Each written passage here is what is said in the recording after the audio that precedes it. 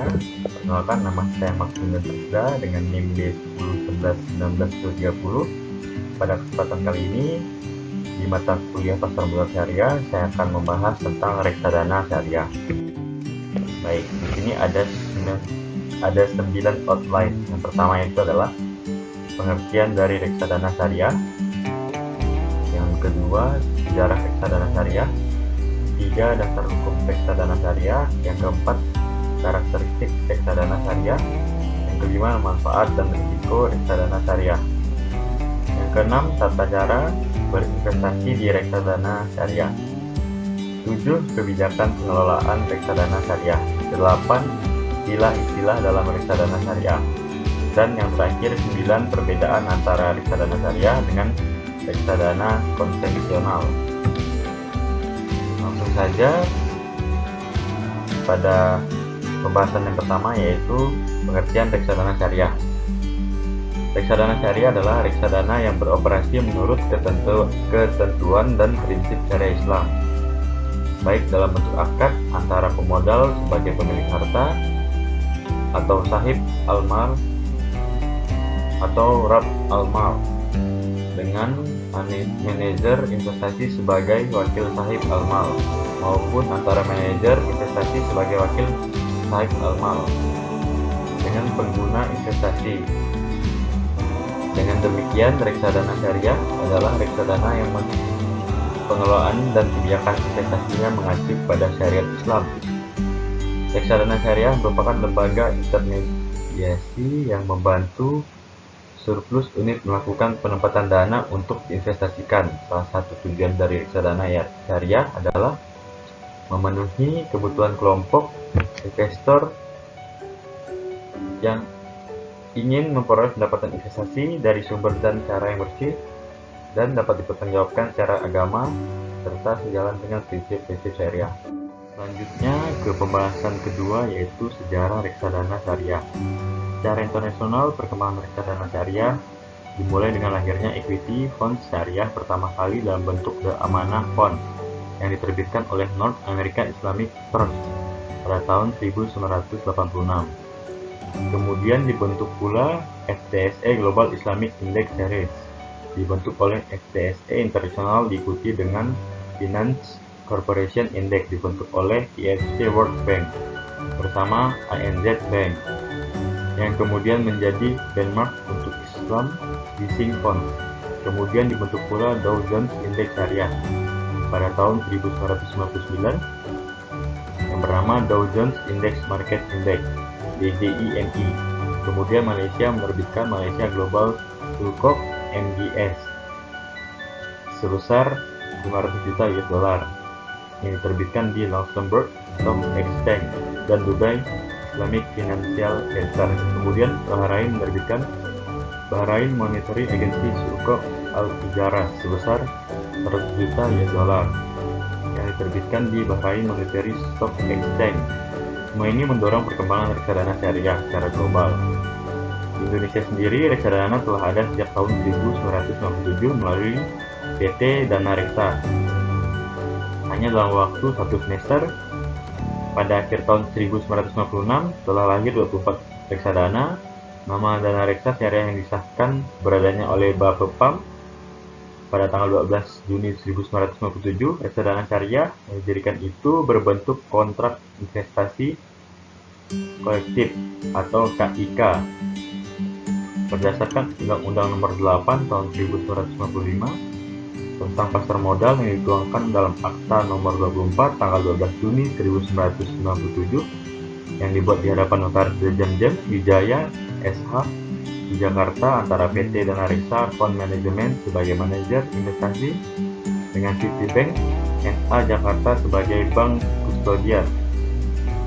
Kemudian PT Nasional Madani PNM melalui PNM Investment Management berbilah PNM Karya dan PNM Dana Sejahtera yang keduanya merupakan jenis reksadana syariah.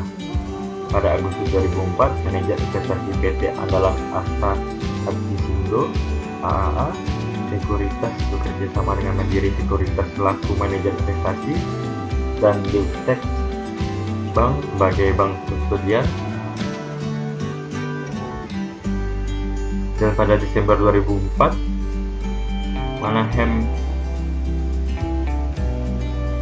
Manajemen PT Bakti Aset Manajemen BAM mengeluarkan produk PIJ Dana Syariah yang merupakan reksadana terbuka berbentuk KIK. Terakhir sampai dengan tahun 2008, menurut data DSN MUI sudah hadir 22 reksadana syariah.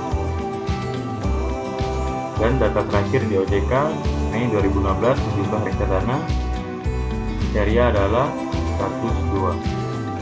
Kemudian pembahasan ketiga yaitu dasar hukum reksadana syariah.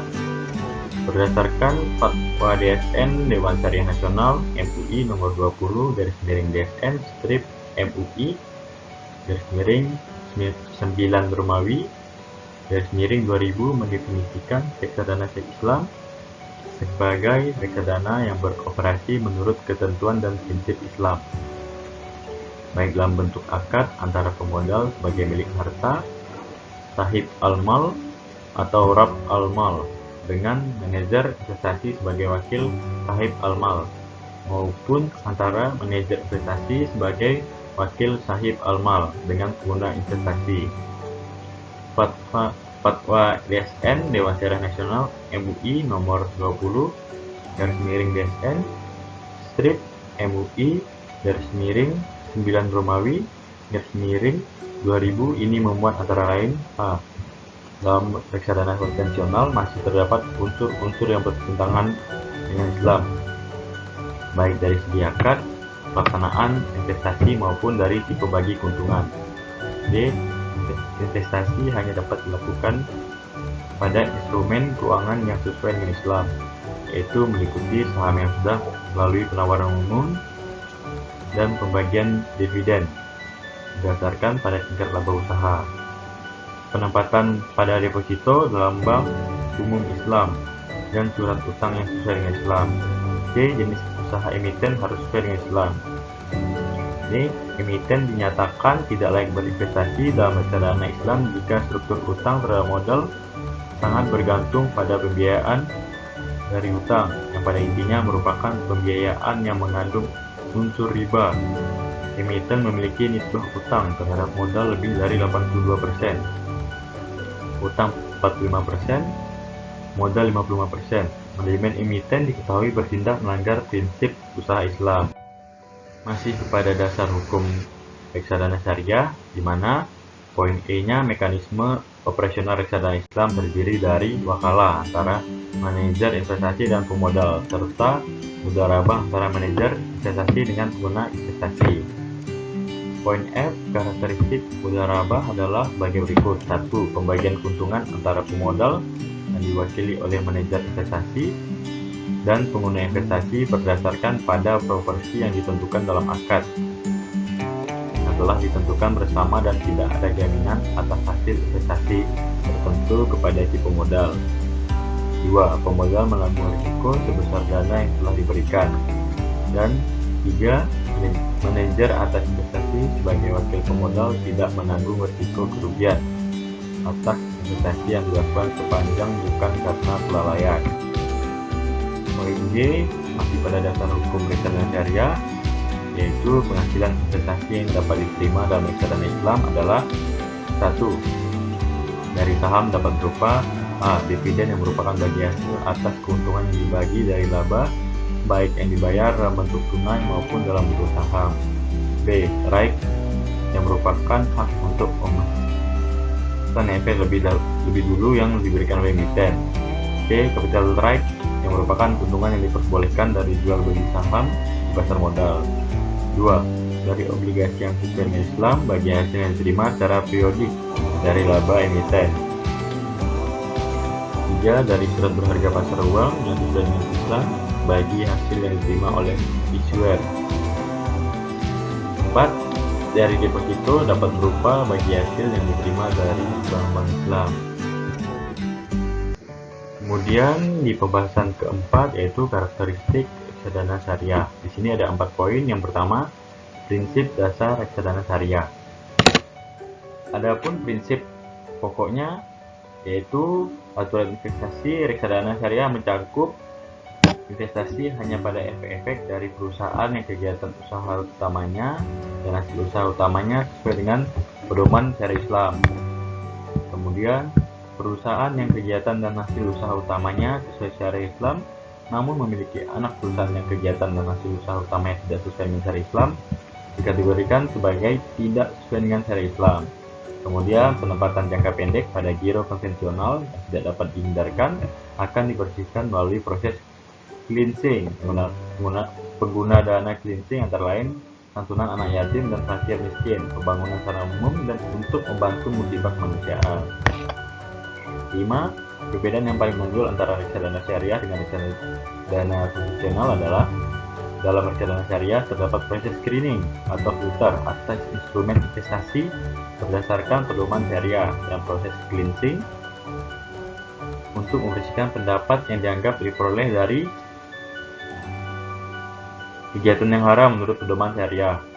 Nah, terdapat pula berbagai pedoman syariah lainnya dalam reksadana, yaitu uang tidak boleh menghasilkan uang. Kedua, saham dalam perusahaan, kegiatan mudharabah atau partnership masyarakat dapat diperjualbelikan dalam rangka kegiatan investasi dan bukan untuk spekulasi. 3. Instrumen finansial Islami seperti saham dalam suatu venture atau perusahaan dapat diperjualbelikan karena ia mewakili bagian kepemilikan atas aset dari suatu bisnis. Nah, selanjutnya ke poin B, mekanisme operasional reksadana syariah. Mekanisme operasional dalam reksadana syariah dapat dibedakan menjadi dua, yaitu antara pemodal dengan manajer investasi dan antara manajer investasi dengan pengguna investasi. Mekanisme operasional antara pemodal dengan manajer investasi dilakukan dengan sistem wakalah. Sedangkan mekanisme operasional antara manajer investasi dan pengguna investasi dilakukan dengan sistem mudharabah. Selanjutnya ke poin C, hubungan investor dengan lembaga reksadana syariah. Hubungan antara investor dengan lembaga akan diikat dengan akad.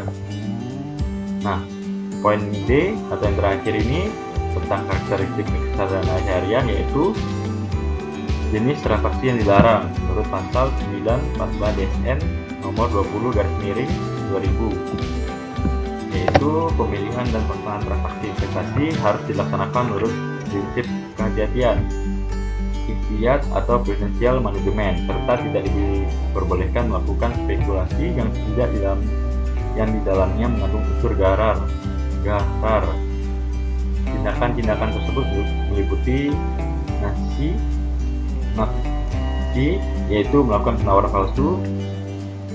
Kemudian buy al-madum, yaitu melakukan penjualan atas barang yang dimiliki. Ketiga, insider trading, yaitu menyebarluaskan informasi yang menyesatkan atau memakai informasi orang dalam bentuk dengan bertujuan memperoleh keuntungan transaksi yang dilarang.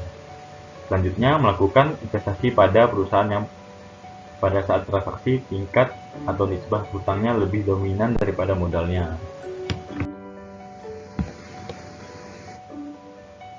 Lanjut ke pembahasan nomor 5, yaitu manfaat dan risiko reksadana syariah.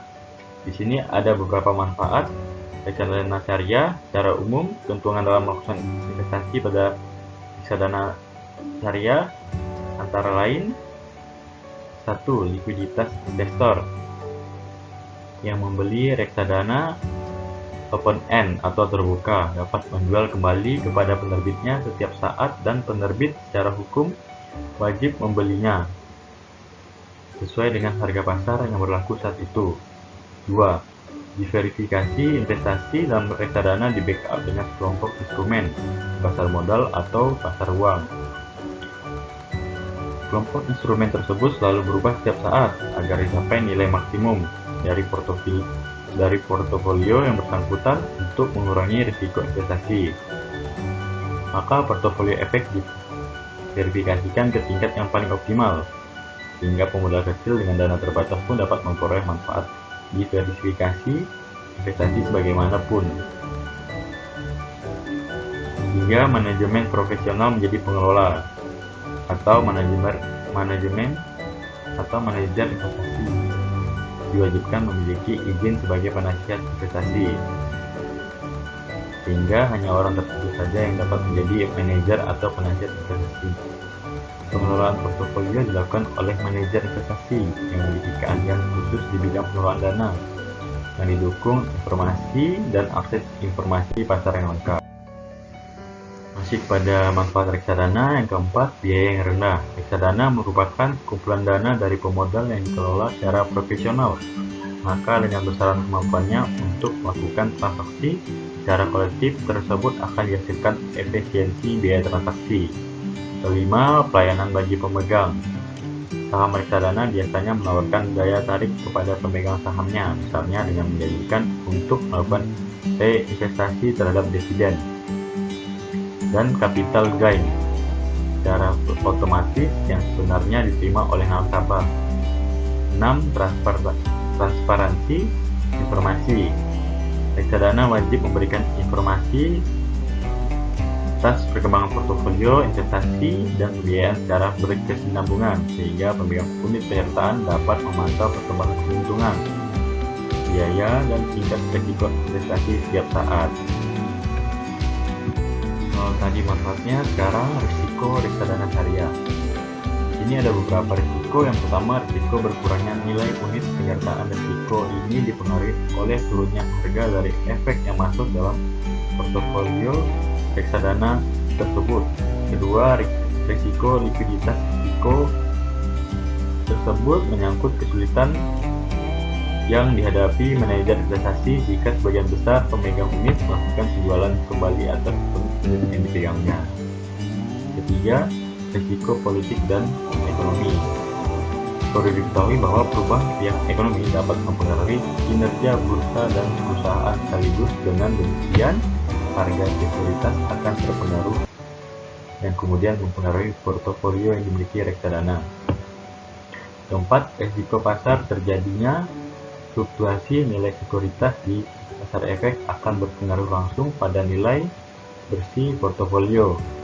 5. Risiko inflasi. Terjadinya inflasi akan menyebabkan menurunnya total real return investasi. Yang keenam, risiko nilai tukar. Risiko nilai tukar ini dapat terjadi jika terdapat sekuritas luar negeri dalam portofolio yang dimiliki setelah dilakukan konversi dalam mata uang domestik. Yang ketujuh, risiko spesifik. Setiap sekuritas dapat menurunkan nilainya jika kinerja perusahaannya sedang tidak bagus, atau juga adanya kemungkinan mengalami default, tidak dapat membayar kewajibannya. Lanjut pada tata cara berinvestasi di reksadana syariah. Kita sudah masuk ke poin ke-6 atau pembahasan ke-6. Perlu diketahui cara pembelian unit penyertaan reksadana syariah. Ada beberapa cara. Yang pertama, setelah membaca prospektus penawaran reksadana syariah, mengisi formulir pembelian reksadana secara lengkap dan benar. Selanjutnya, tahap kedua, mengisi formulir profil investasi nasabah. Ketiga, membayar pembelian unit penyertaan di bank yang sudah diunjuk. 4. Menyerahkan formulir pembelian yang telah diisi secara lengkap dan kopian bukti transfer bank kepada petugas di manajer investasi, agen penjual atau perwakilan manajer investasi di bank penerimaan pembayaran, dan juga menyerahkan kopian kartu identitas yang masih berlaku bagi calon pemodal perorangan dan kopian anggaran dasar dan kartu pejabat yang masih berlaku bagi calon pemodal berbadan hukum. 5. Calon nasabah memenuhi persyaratan batasan minimum dan maksimum pembelian unit penyertaan. 6. Investor berhak atas bagi hasil investasi sampai dengan ditariknya kembali unit penyertaan tersebut pada periode yang telah ditentukan. Sekarang lanjut kepada cara penjualan unit penyertaan reksadana syariah. Yang pertama, bagi pemodal perorangan, mengisi formulir penjualan kembali reksadana syariah yang mencakup nomor registrasi saham yang akan dijual, nomor tanda pengenal diri, menandatangani formulir penjualan, sedangkan pemodal berbadan hukum mengisi formulir penjual dan yang mencakup nomor registrasi up yang akan dijual, nomor anggaran dasar, dan nomor surat tanda penandiri pejabat yang berwenang, menandatangani formulir penjualan. 2. Memenuhi batasan minimum dan maksimum up. 3. Pembayaran dana hasil penjualan kembali akan dilakukan dalam bentuk pemindahan, bukuan, atau transfer ke rekening yang ditunjuk oleh pemegang up yang dilakukan sesegera atau secepat mungkin, tidak lebih dari 7 hari bursa sejak permohonan penjualan kembali. Selanjutnya ke pembahasan ke-7, yaitu kebijakan pengelolaan reksadana. Pengelolaan reksadana diatur secara ketat oleh Bapepam karena menyangkut dana masyarakat investor sehingga perlu perlindungan yang memadai. Bapepam mengeluarkan pedoman pengelolaan reksadana termasuk pelarangan dan pembatasan yang dapat dan tidak dapat dilakukan manajer investasi. Pembatasan dan pelanggaran reksadana antara lain: A. Menerima dan memberikan pinjaman secara langsung. B. Memberi saham atau unit penyertaan reksadana lainnya. C. Membeli efek luar negeri. D. Membeli efek yang diterbitkan oleh suatu emiten melebihi 5% dari jumlah modal yang disetor emiten. E. Membeli efek yang diterbitkan oleh suatu perusahaan melebihi 10% dari nilai NAB reksadana pada saat pembelian, termasuk di dalamnya surat berharga yang dikeluarkan oleh bank, tapi tidak termasuk sertifikat Bank Indonesia Syariah. Lanjut ke pembahasan ke-8, yaitu istilah dalam reksadana syariah. Beberapa istilah yang sering muncul dalam reksadana syariah antara lain: A. Portofolio efek atau kumpulan efek yang dimiliki secara bersama atau kolektif oleh para pemodal dalam reksadana. B. Manajer investasi adalah pihak yang kegiatan usahanya mengelola portofolio efek untuk para nasabah atau pengelolaan portofolio investasi kolektif untuk sekelompok nasabah. C. Emiten adalah perusahaan yang menerbitkan efek untuk ditawarkan kepada publik. D. Efek adalah surat berharga, yaitu surat pengakuan utang, surat berharga komersial, saham, obligasi, tanda bukti utang, unit penyertaan kontrak investasi kolektif, kontrak bersangka atas efek, dan setiap derivatif dari efek. Poin yang E yaitu mudharabah atau kirat adalah suatu akad atau sistem di mana seorang memberikan hartanya kepada orang lain untuk dikelola dengan ketentuan bahwa keuntungan yang diperoleh dari hasil pengelolaan tersebut dibagi antara kedua pihak sesuai dengan syarat-syarat yang disepakati oleh kedua belah pihak, sedangkan kerugian ditanggung oleh sahib al-mal sepanjang tidak ada kelalaian dari mudarrib. F.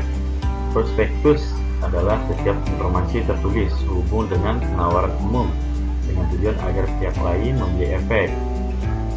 G. Bank kustodian adalah pihak yang kegiatan usahanya adalah memberikan jasa penitipan efek dan harta lain yang berkaitan dengan efek serta jasa lain, termasuk menerima dividen dan hak-hak lain, menyelesaikan transaksi efek, dan mewakili pemegang rekening yang menjadi nasabahnya. Untuk poin yang ke-9 atau pembahasan ke-9 yaitu perbandingan reksadana syariah dan konvensional. Perbedaan reksadana syariah dan konvensional bukan hanya terletak pada ketentuan-ketentuan dalam Islam, namun ada ketentuan-ketentuan lainnya. Ada beberapa penelitian yang membuktikan perbedaan di antara keduanya, antara lain sebagai berikut. A. Kinerja reksadana saham konvensional lebih baik, outperform dibanding reksadana saham syariah. Kinerja reksadana selama periode penelitian sangatlah dipengaruhi oleh kinerja pasar dan juga tingkat suku bunga bebas risiko. Selain itu, volume perdagangan dan kondisi pasar juga mempengaruhi kinerja dari masing-masing reksadana. Adanya prinsip pokok yang membedakan reksadana syariah dalam mengelola portofolio investasinya sehingga menjadi berbeda dari reksadana konvensional di Indonesia, jumlah saham syariah yang beredar terbatas dibandingkan dengan reksadana saham konvensional. Reksadana syariah tidak hanya mempertimbangkan return atau tingkat kembalian dari investasinya, namun juga mempertimbangkan kehalalan dari instrumen yang akan dibelinya, yaitu bukan merupakan instrumen yang menghasilkan riba. Selain itu, risiko saham syariah mengandung ketidakpastian yang relatif lebih kecil dibandingkan dengan saham konvensional. Hal ini dapat terlihat dari tujuan reksadana saham syariah, yaitu untuk memperoleh pertumbuhan nilai investasi dalam jangka panjang. Lanjut ke poin B, berinvestasi pada reksadana syariah lebih menguntungkan daripada berinvestasi pada reksadana konvensional, dan berinvestasi pada reksadana konvensional lebih berisiko daripada reksadana syariah, dengan asumsi variabel lain konstan dan reksadana syariah memiliki kinerja yang lebih baik daripada kinerja reksadana konvensional hampir di seluruh kriteria.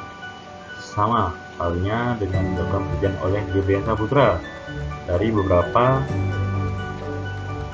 jurnal-jurnal yang telah saya temukan juga menyebutkan bahwa tingkat penilaian reksadana syariah lebih baik daripada reksadana konvensional. Selain itu, reksadana syariah memiliki risiko yang lebih kecil daripada reksadana konvensional. Hal ini membuktikan walaupun reksadana syariah hanya berinvestasi pada portofolio yang terbatas, tetapi returnnya tetap lebih baik daripada reksadana konvensional yang berinvestasi pada portofolio. Dapat disimpulkan bahwa perbedaan reksadana konvensional dan syariah bukan hanya terletak pada prinsip syariah yang dijalankan. Reksadana syariah yang dapat dilihat dalam berbagai kriteria reksadana syariah, namun tingkat risiko lebih rendah dibandingkan reksadana konvensional, dan juga reksadana syariah memiliki kinerja yang lebih baik daripada kinerja reksadana konvensional hampir di seluruh kriteria. Namun pada kinerja reksadana saham konvensional yang lebih baik outperform dibandingkan dengan reksadana saham syariah karena mangsa pasar dan tingkat suku bunga yang mengikuti. Nah, dari beberapa bahasan atau 9 outline tadi, saya mendapatkan sumber-sumbernya atau daftar catatannya dari 5 sumber ini. Baik, itulah tadi pembahasan saya. Saya mengucapkan terima kasih karena telah memperhatikan dan mendengar dari awal. Semoga ilmu dan pembahasan yang telah saya sampaikan ini dapat bermanfaat bagi kita semua.